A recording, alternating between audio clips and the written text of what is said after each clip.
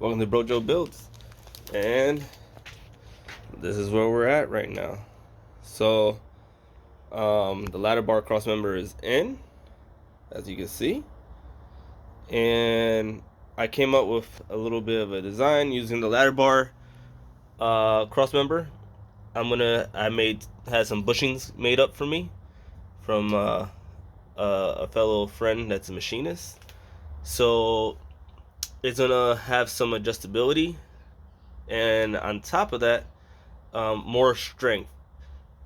While I was pulling this thing apart with my father, me and my father didn't realize that little by little, this car was literally pulling apart.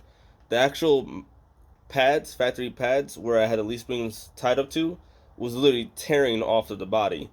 And it's almost, thank God I didn't come out one last time with the car like I had planned, because this thing would literally tore itself apart, probably in the first pass. So it was one of those thank God moments where, this could have ended really badly for me and this car. So this is what we came up with. It's tied up to the factory chassis.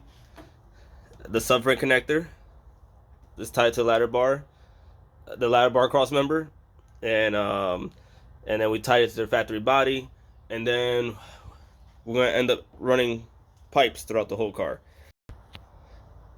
So yeah, after this ladder bar cross member we have it tacked in place, make sure everything is sitting right. I don't have to. Now we're gonna go back here, and we're gonna really cut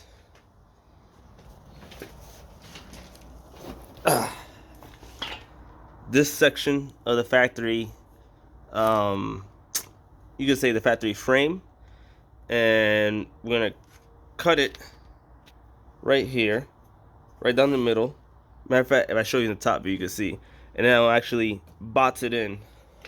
So, matter of fact, you see when a mini tub G bodies, they kind of do this with the factory frame. I'm gonna do it with the factory unibody frame rail here.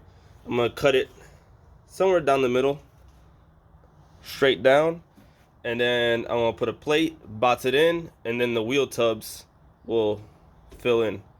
So essentially, I could actually move this even further this way, but I want to try to keep, like, again, as much Chevette sheet metal as possible. That's my goal. I would like to get a 25.5 cert, but the car still be Chevette around the car. It's not going to be a full tube chassis deal. So again, the same on this side.